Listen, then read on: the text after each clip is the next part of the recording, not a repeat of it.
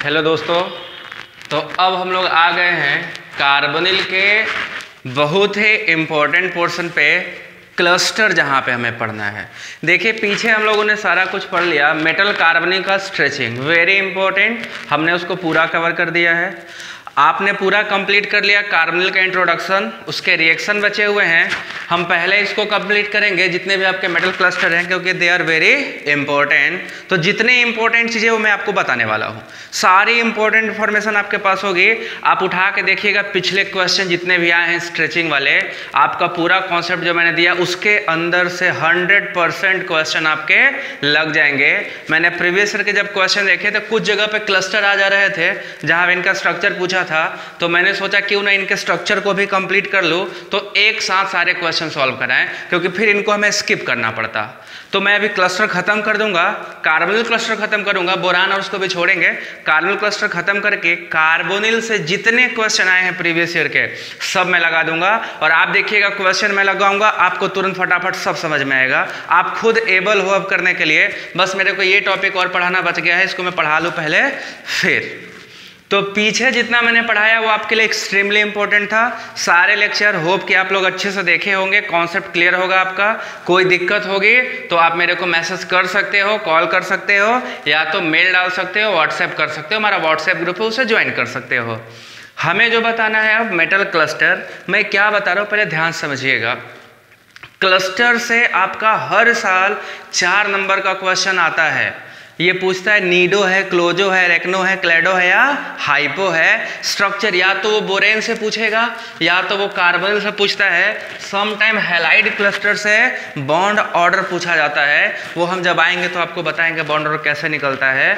सबसे important in दोनों का स्ट्रक्चर पूछता है, ये किस फॉर्म में है, क्लोजो, नीडो, एरेक्नो, हाइप्लो और हैप्नो बोलो या क्लैडो, किस फॉर्म में है। तो उसको हम जानने के लिए आपको पढ़ाने जा रहे हैं मेटल क्लस्टर। देखिए बहुत ही आसान है, वेरी सिंपल। बस आपको क्या है, हमारे साथ जुड़े रहना है, कंटिन्यू चीज़ों को देखना है, हम एक एक करके सब क्लियर करेंगे। बस आप भरोसा रखिए, मैं एक भी टॉपिक छोड़ने वाला नहीं हूँ, सब कुछ बताऊंगा, बस आप साथ साथ में पढ़ते रहिए।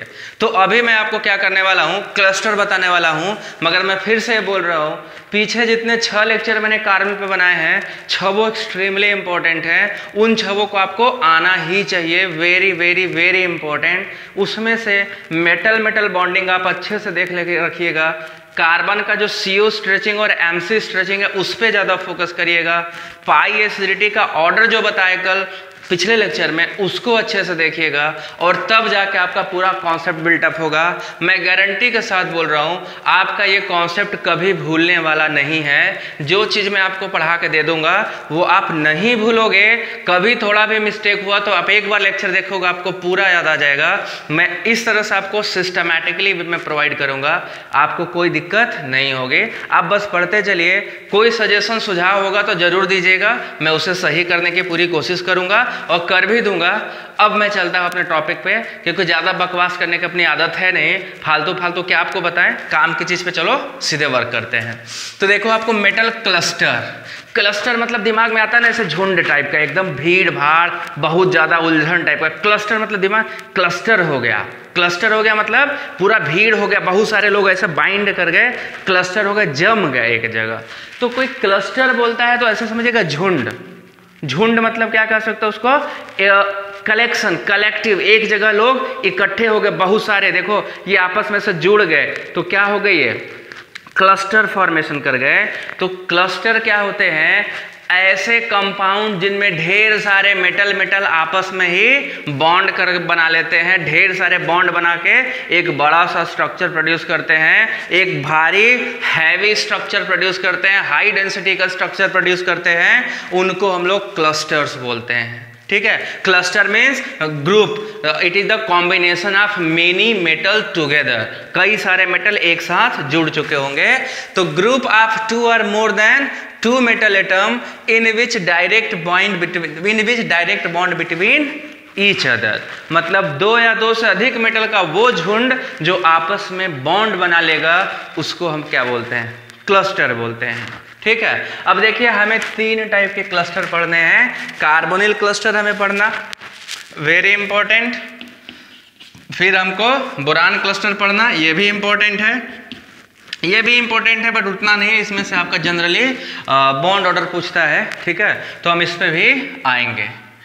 अब इसमें से जो सबसे इम्पोर्टेंट हम शुरू करने वाले हैं वो है कार्बोनिल क्लस्टर। कार्बोनिल के क्लस्टर मतलब मेटल के साथ कार्बोनिल लिगेंड जुड़ा होगा और वो पूरा का पूरा मेटल क्या बनाएगा, क्लस्टर बनाएगा, ढेर सारे मेटल मेटल बॉन्ड फॉर्मेशन करेगा। तो those cluster in which carbonyl ligand, जिनमें क्या होगा, कार्बोनिल लिगेंड होगा and metal undergo metal metal bond formation, ऐसे क्लस्टर को कार्बोनिल क्लस्टर बोलते हैं जिनका लिगेंड सिस्टम कार्बोनिल हो और वो एक्सटेंसिव मेटल मेटल बॉन्ड का फॉर्मेशन करेगा। Such type of clusters are called carbonyl cluster. तो they have carbonyl ligand system inside the coordination sphere in which metal metal bond formation occur. तो ऐसे cluster हैं जिनके में लिगेंड सिस्टम कार्बोनिल है और एक्सटेंसिव मेटल मेटल बॉन्ड का formation हुआ है। These type of clusters are called carbonyl cluster. मतलब लिगेंड सिस्टम कार्बोनिल होना जरूरी है। अब देखिए क्या है कि ये जो कार्बोनिल क्लस्टर है भैया, ये दो टाइप के हैं। एक है लो न्यूक्लियरिटी कार्बोनिल क्लस्टर और दूसरा है हाई न्यूक्लियरिटी कार्बोनिल क्लस्टर। ध्यान रखिएगा, जो न्यूक्लियरिटी वर्ड है, न्यूक्लियरिटी, ये मेटल से है, कितने मेटल मेटल बॉन्ड बना सकता है, मतलब उस क्लस्टर में कितने मेटल मेटल बॉन्ड बना सकता है, दैट इज न्यूक्लियरिटी, या कह सकते हो कितने मेटल प्रेजेंट हैं। तो लो न्यूक्लियरिटी का मतलब हुआ जिसमें कम मेटल मेटल बॉन्ड हो, कम मेटल्स हो, नंबर ऑफ मेटल की संख्या कम हो, लोअर हो, they are called low nuclearity. And those cluster having greater number of metal metal bond और number of metals are called high nuclearity carbonyl cluster. तो दे हैव अप टू 4। जो आपका लो न्यूक्लियरिटी carbonyl cluster है, they have up to 4 metal metal bond and less metal, ठीक है, 4 ही है तो number of metal क्या होगा, कम होगा, ऐसे को हम लोग बोलते हैं लो न्यूक्लियरिटी। कम मेटल मेटल बॉन्ड होगा क्योंकि उसमें नंबर ऑफ मेटल भी कम ही होगा। दूसरा है हाई न्यूक्लियरिटी कार्बोनिल क्लस्टर, ऐसे कार्बोनिल क्लस्टर जिनके पास मेटल मेटल बॉन्ड क्या है, ज्यादा है, नंबर ऑफ मेटल भी उसमें क्या है, ज्यादा है, तो high number of metal metal bond formation की प्रोबेबिलिटी है, चांसेस हैं, that is why they are called high nuclearity carbonyl cluster. तो देखो लो न्यूक्लियरिटी में हम लोगों ने ऑलरेडी आपको बता रखा है मेटल मेटल बॉन्ड फॉर्मेशन कैसे होता है, कितना होता है, कैलकुलेट करने के लिए। हाई न्यूक्लियरिटी वाले को हम लोग पढ़ने वाले हैं क्योंकि यही आपके स्ट्रक्चर अडॉप्ट करते हैं, डिफरेंट डिफरेंट क्लोजो, सुपर क्लोजो, नीडो, एरेक्नो, सब यही अडॉप्ट करेगा, ठीक है। तो हम पढ़ने वाले हैं, चलो हेडिंग डाल लो, high nuclearity carbonyl cluster structure इनके पढ़ेंगे, ये क्या शेप और ज्योमेट्री ऑक्युपाई करते हैं। तो हेडिंग डाल लीजिए, structure of HNCC carbonyl cluster, ठीक है। चलिए अब हम लोग शुरू करेंगे कार्बोनिल क्लस्टर का, high nuclearity carbonyl cluster.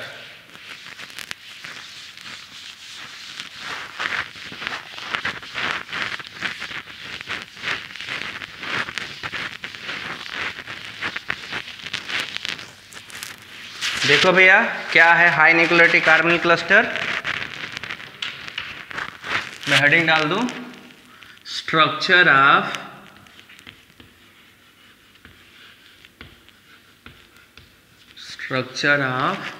High न्यूक्लियरिटी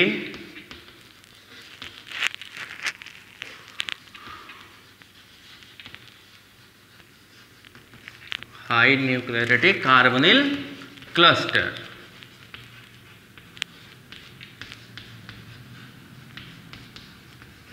हम लोग ये पढ़ने वाले हैं ऐसे कार्बोनिल क्लस्टर जिनकी न्यूक्लियरिटी क्या हो भैया, बहुत ही ज्यादा हो, उनके स्ट्रक्चर हम लोग पढ़ने वाले हैं। तो पहले तो मैं आपको बता दूं ये स्ट्रक्चर्स क्या क्या हो सकते हैं, ठीक है।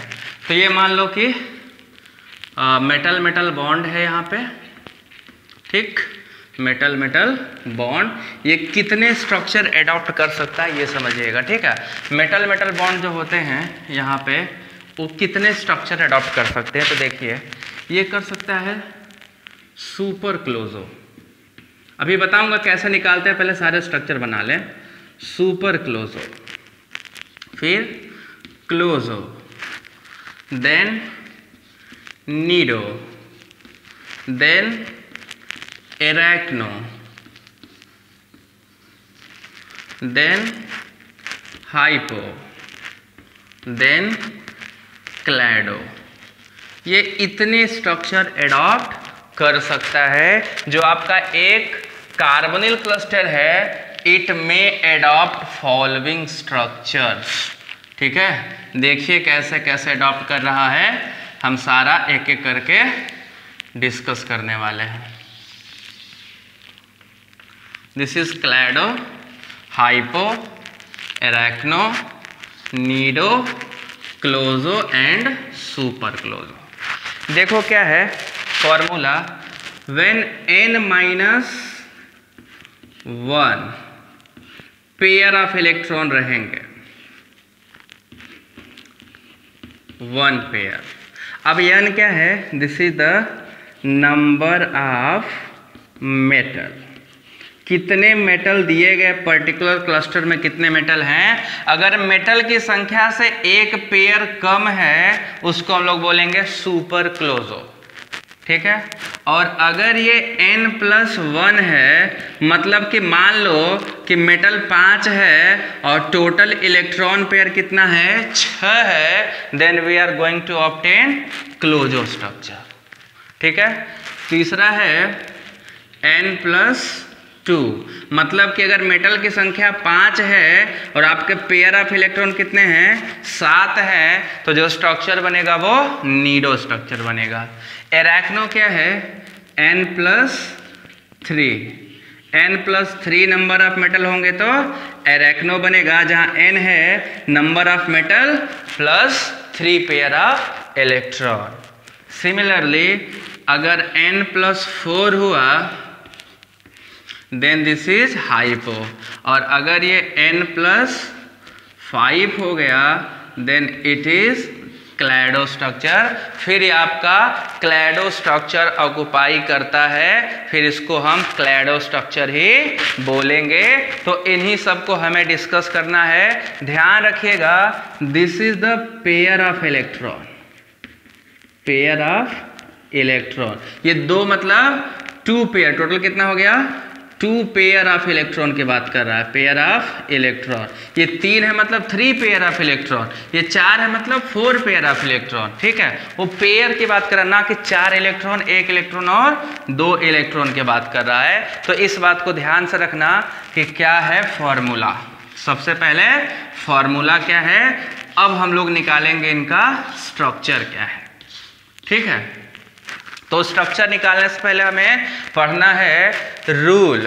वेट्स रूल है जो बताएगा कि कितना कितना कंट्रीब्यूशन है। देखो मैं आपको यहाँ बता दूँ, हम जब भी स्ट्रक्चर निकालने जाएंगे 3 चीज़ कैलकुलेट करेंगे। सबसे पहले टोटल वैलेंस इलेक्ट्रॉन, ठीक है, टोटल वैलेंस इलेक्ट्रॉन कैलकुलेट करेंगे।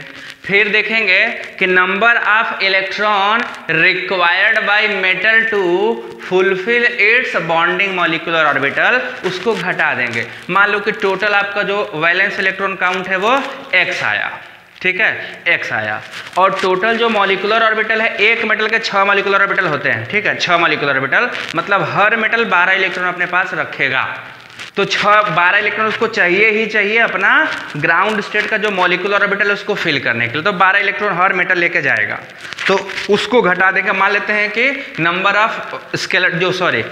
Of electron required to fulfil the bonding molecular orbital is y, तो x माइनस वाई, उसके बाद जो आएगा इलेक्ट्रॉन बचेगा x माइनस वाई, तो जो इलेक्ट्रॉन बचेगा उसको करेंगे पेयर, उसको बनाएंगे पेयर। जैसे मान लो कि आपका टोटल इलेक्ट्रॉन काउंट कितना हो गया, पूरे मेटल का एक कॉम्प्लेक्स है, ठीक है, उसमें 5 मेटल है, 5 मेटल प्रेजेंट है, उसका टोटल इलेक्ट्रॉन काउंट आया 60।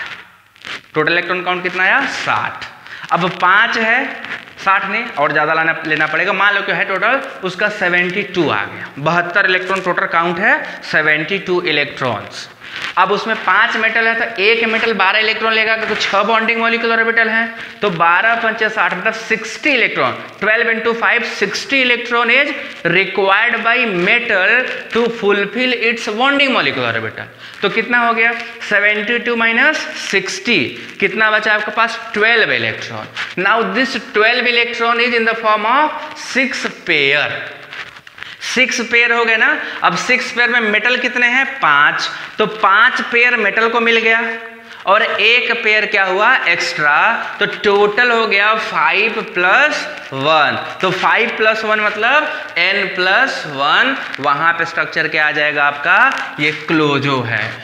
अगर वही n + 2 आता तो नीडो हो जाता, वही पेयर n + 3 आता तो एरेक्नो। वो सब निकालने से पहले हम पढ़ेंगे कंट्रीब्यूशन क्या है, and that contribution is made by Wade's rule. So we are going to discuss about Wade's rule. Heading डालिए Wade's rule.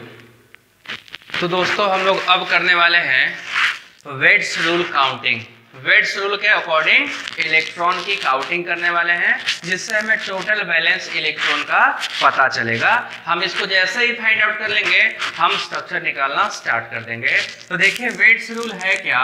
Weds rule enable us to count the total valence electron and total non skeleton bonding pair of electron या bonding electron. मतलब कि total valence electron कितना है और पूरे उस system में कितने नॉन स्केलेटन इलेक्ट्रॉन चाहिए, उतना हम जब निकाल लेंगे तो आपको स्केलेटन पेयर ऑफ इलेक्ट्रॉन आ जाएगा। And that skeleton is responsible for structure determination of different carbonyl complexes. ठीक है, तो वेड्स रूल से हम क्या निकालेंगे, देखिए सबसे पहला हम कैलकुलेट करेंगे यहां से टोटल वैलेंस इलेक्ट्रॉन। ठीक है, टोटल वैलेंस इलेक्ट्रॉन क्या होगा देखिएगा समझिएगा। तो total valence electron is equal to number of valence electron of metal, ठीक है, प्लस इलेक्ट्रॉन डोनेटेड बाय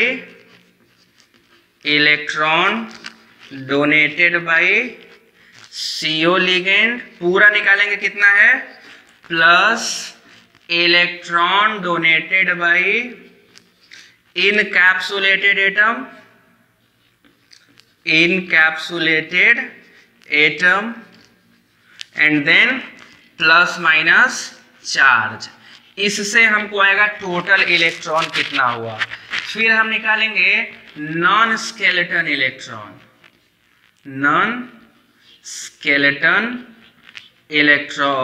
तो नॉन स्केलेटन इलेक्ट्रॉन क्या होता है, ये होता है 12 into n, जहां पे n क्या है नंबर ऑफ मेटल। ठीक है, number of metal. Non skeleton देखिए 12 क्यों है, क्योंकि जो बॉन्डिंग मॉलिक्यूलर ऑर्बिटल बनेगा कार्बन के साथ 6 बॉन्डिंग मॉलिक्यूलर ऑर्बिटल होते हैं और हर बॉन्डिंग मॉलिक्यूलर ऑर्बिटल 2 इलेक्ट्रॉन लेगा, तो 12 इलेक्ट्रॉन तो 12 इलेक्ट्रॉन तो यूटिलाइज हो जाएगा कहाँ पे, बॉन्डिंग मॉलिक्यूलर ऑर्बिटल को भरने में। तो जितने मेटल होंगे इंटू 20 कर देंगे, तो सॉरी इंटू 12, तो नॉन स्केलेटन इलेक्ट्रॉन आ जाएगा। और फिर हमें क्या निकालना है, स्केलेटन इलेक्ट्रॉन पेयर। तो यहाँ पे स्केलेटन इलेक्ट्रॉन देखिए कैसे निकलेगा, total valence electron minus non skeleton electron, और यहां से हमको मिल जाएगा अपना स्ट्रक्चर्स को 2 से डिवाइड कर दोगे तो पेयर में आ जाएगा और नहीं तो इलेक्ट्रॉन में। अभी मैं आगे बताता हूं, पहले मैं वेड्स रूल के बारे में डिस्कस करना चाहूंगा। देखो वेड्स रूल के 4 स्टेप हैं, 5 स्टेप, एक एक करके डिस्कस करते हैं। वेड्स क्या कहता है, सबसे पहला जो इसका स्टेप है ये बोलता है कि जितने मेटल होंगे उस क्लस्टर में, जितने मेटल, उन सारे मेटल के वैलेंस इलेक्ट्रॉन को निकाल लो। ठीक है, तो all valence electron of metal in carbonyl cluster को ऐड कर दो।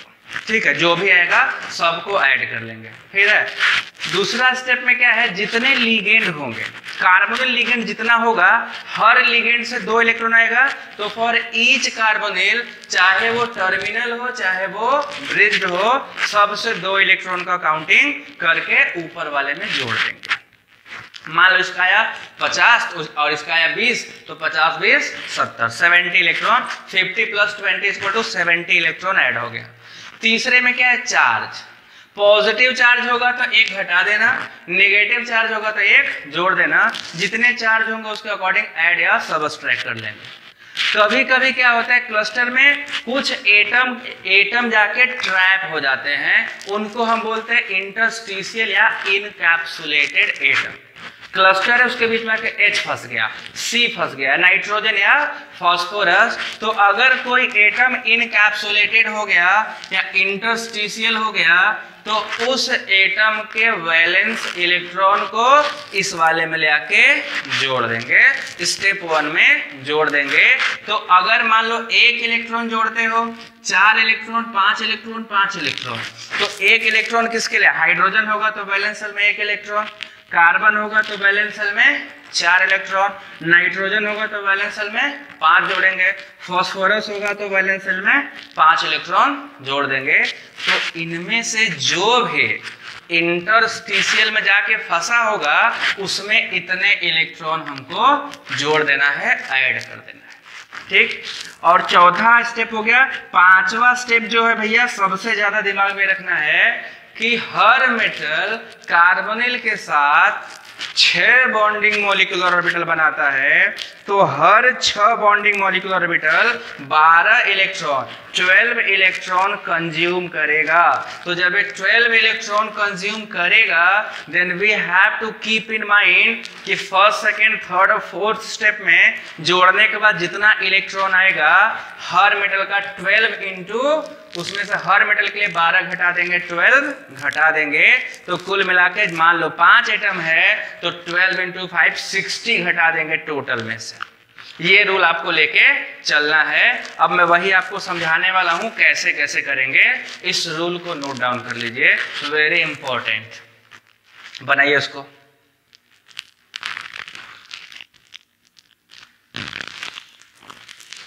अब देखिए मैं क्या करने वाला हूं, आपको निकाल के बताने वाला हूं स्ट्रक्चर क्या आएगा, ठीक है, टोटल स्ट्रक्चर क्या होगा। अब हम लोग एकदम क्लोज हैं पूरा स्ट्रक्चर निकालने के, तो जाइए निकाल कर रख देते हैं पूरा structure.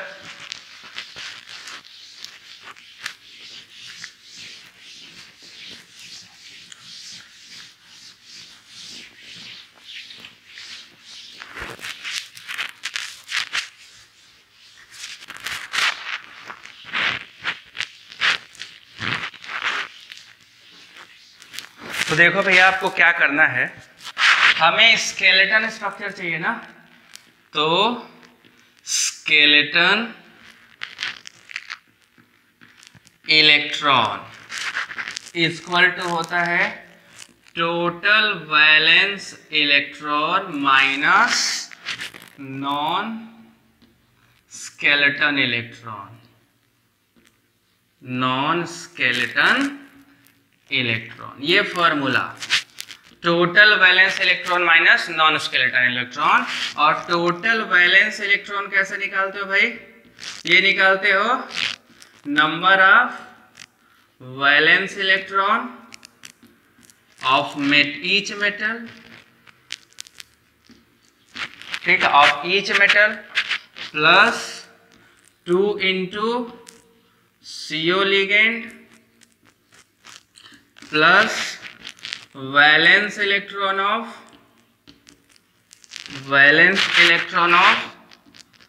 Encapsulated atom plus minus charge, जो भी मेटल पे कार्बोनिल पे चार्ज होगा, ठीक है, पूरे उस पे। और पहला ये हो जाएगा। दूसरा क्या होगा, non skeleton electron, non skeleton electron. तो non skeleton electron equal to क्या होता है, 12 इंटू n। तो 12 इंटू n क्या है भैया कि n है नंबर ऑफ मेटल और हर मेटल को चाहिए 12 इलेक्ट्रॉन, 12 इलेक्ट्रॉन। अगर ये इलेक्ट्रॉन निकालोगे तो ये फॉर्मूला है, और अगर यही इलेक्ट्रॉन पेयर निकालेंगे तो इसको क्या करेंगे 2 से डिवाइड, तब वो पेयर के फॉर्म में आएगा। ठीक है, तो हम अब एग्जांपल से करेंगे total valence electron count into 12 into n upon 2। तो कुल मिला के ये हो गया स्ट्रक्चर या स्केलेटन कह सकते हो, स्ट्रक्चर और स्केलेटन पेयर इक्वल टू हो जाएगा total valence electron minus 12 into n divided by 2। यहां से आ जाएगा। ध्यान रखिएगा कि जो भी पेयर ऑफ इलेक्ट्रॉन आएगा, पेयर ऑफ इलेक्ट्रॉन, उसको कैसे डिवाइड करना है, नंबर ऑफ मेटल प्लस 1 2 3 4 जो भी आए, नंबर ऑफ मेटल प्लस उसको इतने पेयर में आपको डिवाइड कर देना है। ठीक है, तो चलिए एक एक एग्जांपल लेके करते हैं, तब ज्यादा समझ में आएगा। विथ एग्जांपल हम लोग करेंगे। सबसे पहले हम स्टार्ट करते हैं आपका अच्छे कॉम्प्लेक्स से जो आपके सबसे इंपॉर्टेंट काम के हैं। तो चलिए करते हैं एग्जाम्पल के साथ।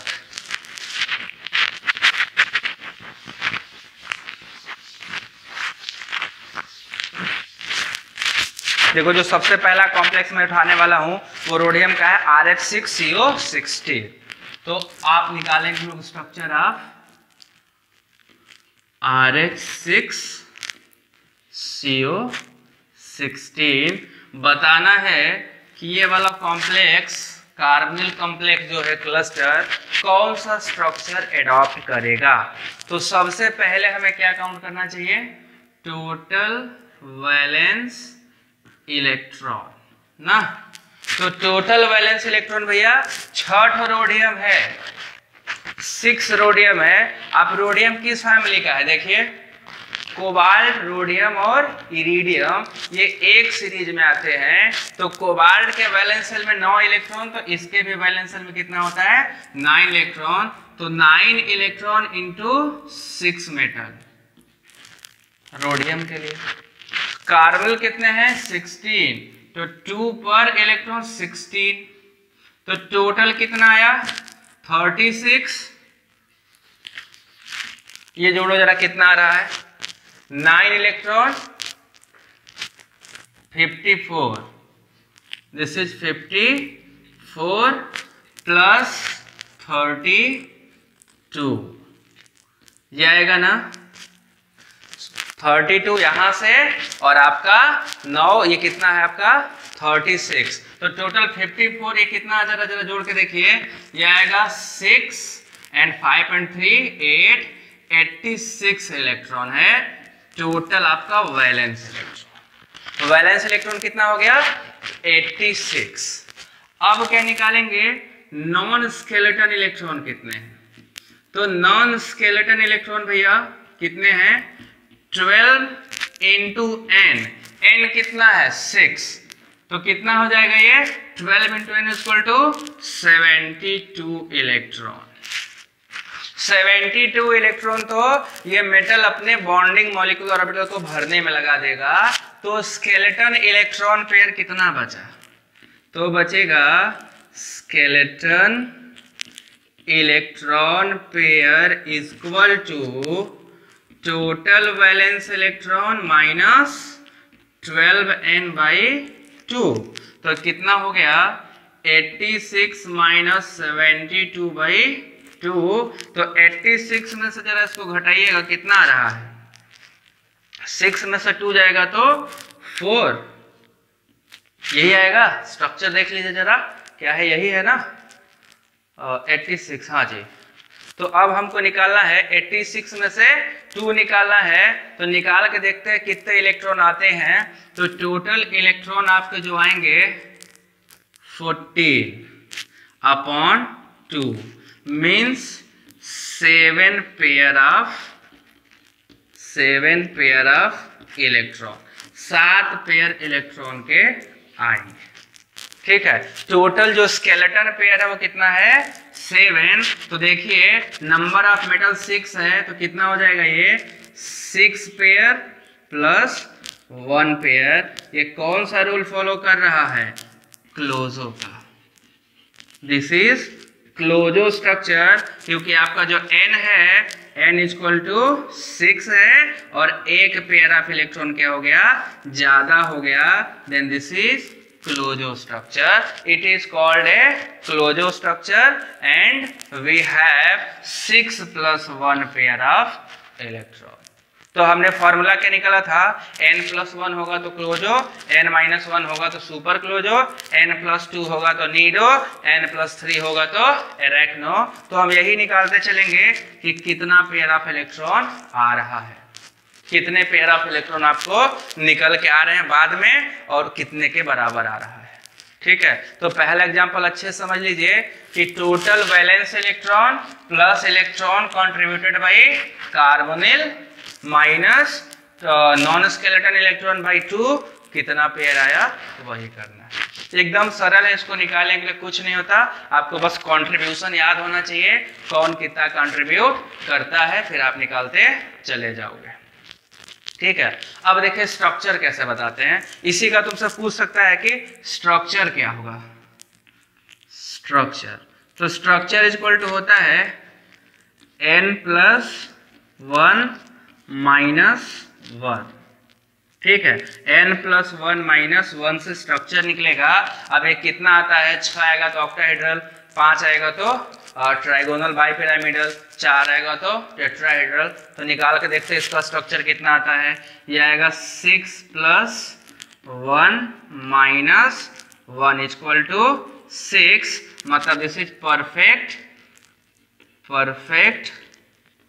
ऑक्टाहेड्रल है। This is the formula for structure कि कैसा इसका ज्योमेट्री होगा। स्ट्रक्चर, इसको ज्योमेट्री अगर पूछा जाए आपसे कि ज्योमेट्री क्या है, तो इसकी जो ज्योमेट्री आएगी देखो n+1 - 1 आएगा, तो यही से निकाल लेंगे कितना है। तो this is the geometry of complex, perfect octahedral होगा ये। ठीक है, और एग्जाम्पल करते हैं, बहुत वैरायटी ऑफ एग्जाम्पल है अपने पास, मैं सारे एग्जाम्पल कराता हूँ।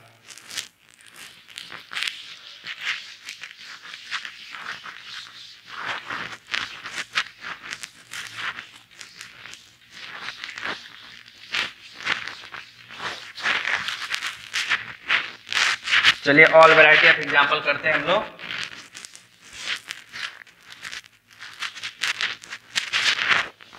और कितने इलेक्ट्रॉन हमारे पास कितनी अवेलेबिलिटी है, सारे कॉम्प्लेक्सेस में लिख रहा हूं, आपको स्ट्रक्चर बताना। ठीक है, चलिए शुरू करा जाए। पहला हम यहां पे दे रहे हैं ऑस्मियम का कॉम्प्लेक्स है OS5 CO16। आपको बताना इसका स्ट्रक्चर क्या होगा। पहला स्ट्रक्चर एंड शेप दोनों बताना है। दूसरा है OS5 CO15। ठीक, तीसरा हमें जो कॉम्प्लेक्स का बताना है दैट इज Fe4 CO12।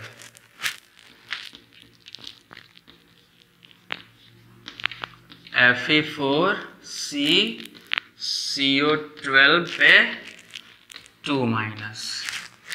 और जो चौथा जिसका हमें बताना है फोर्थ, मैं कॉम्प्लेक्स सारा लिख दे रहा हूं H3Ru4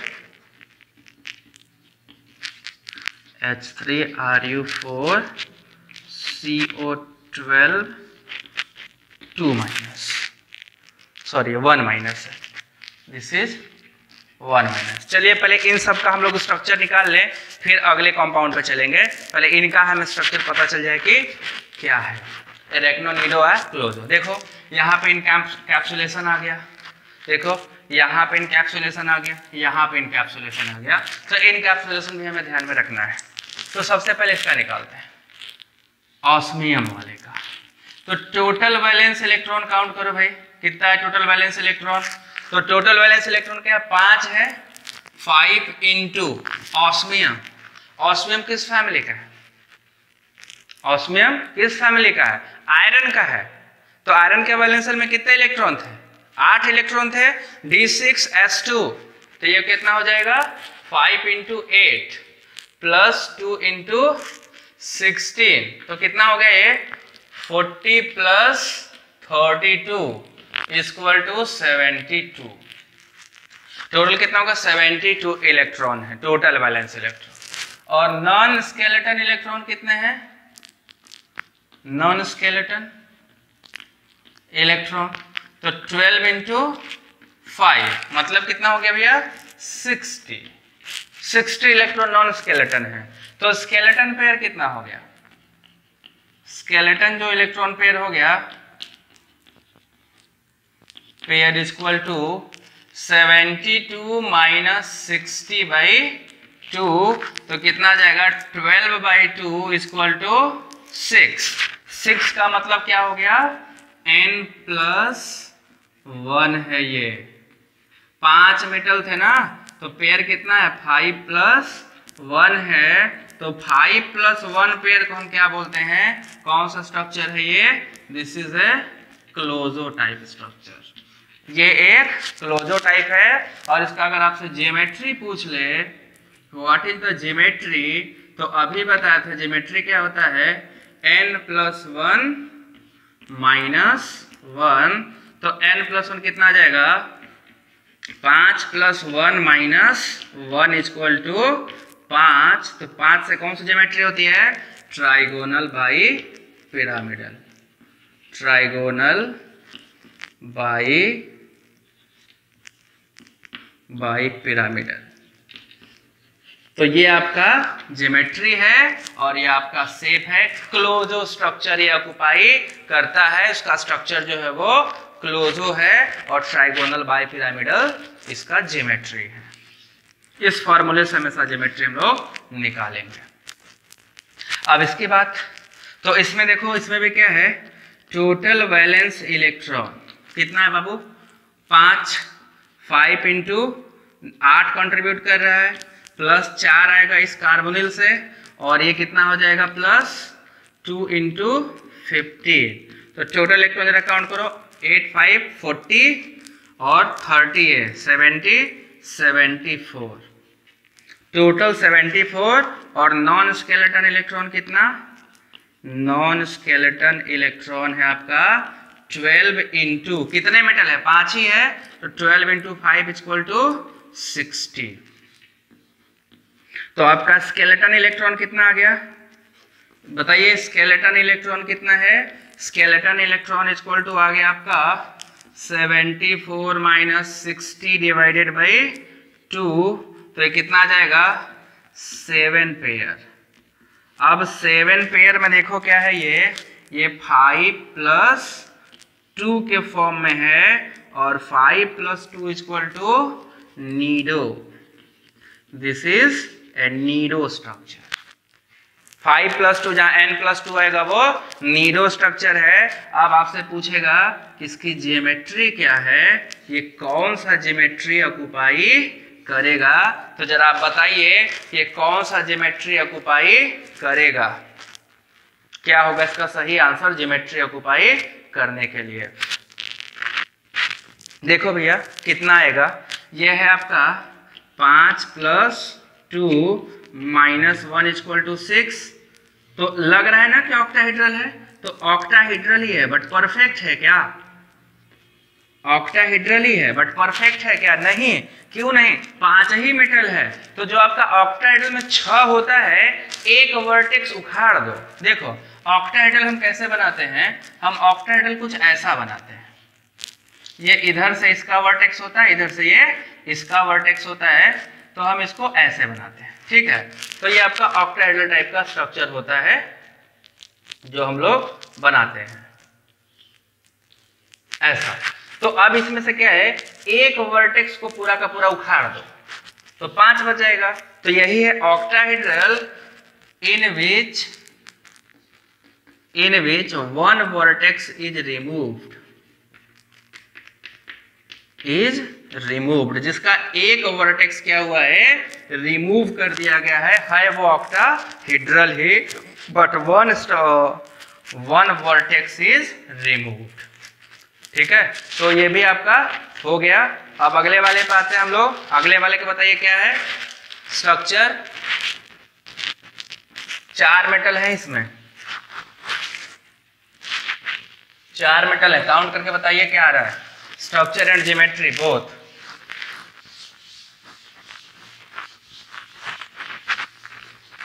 structure and geometry both. तो चलिए मैं पहले वाले के सबसे पहले बताता हूं। आयरन, तो आयरन कितना है, टोटल वैलेंस इलेक्ट्रॉन कितना आएगा बाबा 4 × 8 प्लस एक कार्बन है तो 4 देगा, प्लस 2 × 12 प्लस 2 चार्ज है तो 2 इलेक्ट्रॉन यहाँ से। तो ये कितना हो गया 32, सॉरी कार्बन लिख दिया मैं 4, ठीक है। ये कितना हो गया काउंट करो, 8 × 4 32 प्लस 4 प्लस 24 प्लस 2, तो कितना हो गया काउंट करिए, 4 2 6 4 10 2 12 2 और 2 3 5 1 6 62।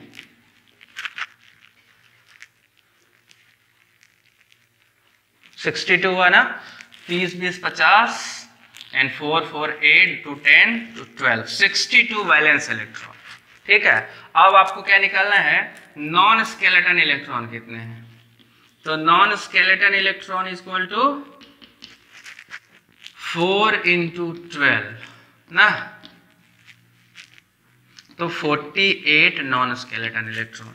तो स्केलेटन इलेक्ट्रॉन कितने होंगे, skeleton electron pair is equal to, ये हो गया आपका 62 - 48/2। तो यहां से आप घटा दीजिए, ये 4 1/2 इक्वल टू 7 पेयर, 7 पेयर आ रहा है।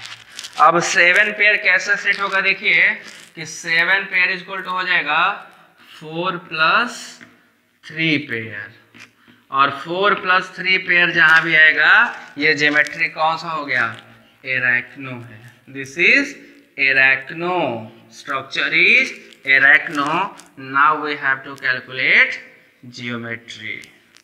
अब इसकी जियोमेट्री क्या है, तो जियोमेट्री कैसा निकलेगा भाई, जियोमेट्री निकलेगा 4 + 3 - 1 = 6। ये भी ऑक्टाहेड्रल है बट मेटल क्योंकि 4 ही है, तो 2 वर्टेक्स इसके क्या हुए होंगे, रिमूव्ड कर दिए गए होंगे। तो इसका ऑक्टाहेड्रल तो ज्योमेट्री है but having 2 vertex are removed. तो इसका स्ट्रक्चर क्या है, octahedral whose 2 vertex are removed. Octahedral whose 2 vertex are removed, ठीक है। इससे आप शेप भी और ज्योमेट्री भी बता सकते हैं। अब ये आपको खुद से बताना है, ये मैं नहीं बताने वाला हूं, आप खुद से बताइए उसका कितना आएगा। इसके ऊपर एक नेगेटिव चार्ज भी था, ठीक है। एक ये दे रहा हूं, एक और कॉम्प्लेक्स दे रहा हूं, उसका भी बताइएगा। Ru5